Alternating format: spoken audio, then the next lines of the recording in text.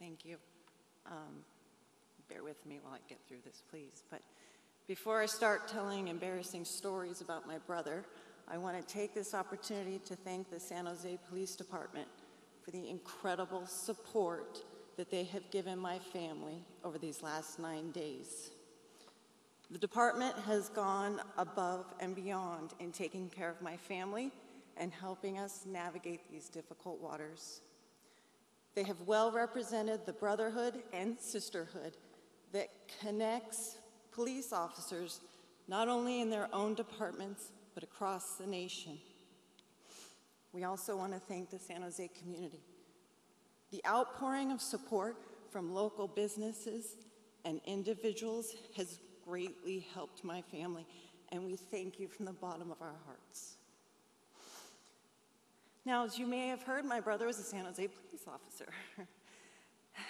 When Mike and I were growing up together, I knew he would grow up to become a cop. For one thing, Mike always looked up to our dad, Dan Johnson, who was, in our minds, the most badass cop ever. Not only that, whenever Mike and I played cops and robbers as kids, he always insisted on being the cops, and I always had to be the bad guys. That turned out to be fortuitous, not just because Mike grew up to become a cop, but I grew up to become a lawyer.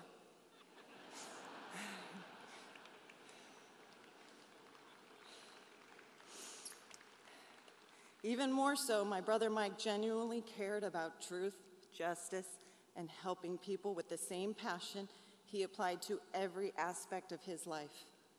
Mike approached everything in life with a go big or go home attitude. When we were growing up, Mike didn't just play chess, he was the captain of the chess team. Mike didn't just study jiu-jitsu, he earned his second-degree black belt and taught jiu-jitsu to kids at his dojo. My brother didn't just make a good cheesecake with my grandmother's top secret recipe, he made the best damn cheesecake you ever ate. And he didn't just keep the recipe secret, he literally stored it in his gun safe. Mike didn't just travel, he hiked the Inca Trail to Machu Picchu, he swam in the Dead Sea, and he visited the ancient city of Petra in Jordan. Mike didn't just scuba dive, he dove with great white sharks at the Farallon Islands. Mike didn't just become a marksman, he won numerous awards for his ability to put a bullet into a very small target from very far away. No matter what Mike did, he did it big. You and I might go to Starbucks and get a cup of coffee, not my brother. He always ordered a venti quad shot, upside down caramel macchiato with extra caramel. Go big or go home.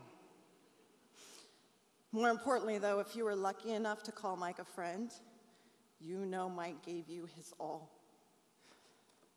Mike was always genuine, always honest, always trustworthy, always loyal, always there if his friends needed anything. I don't know how many times Mike has helped me move over the years or has been the designated driver for me and my friends. I remember one time, Mike drove my friends and I to a nightclub downtown, Tunes. Some of you might remember it.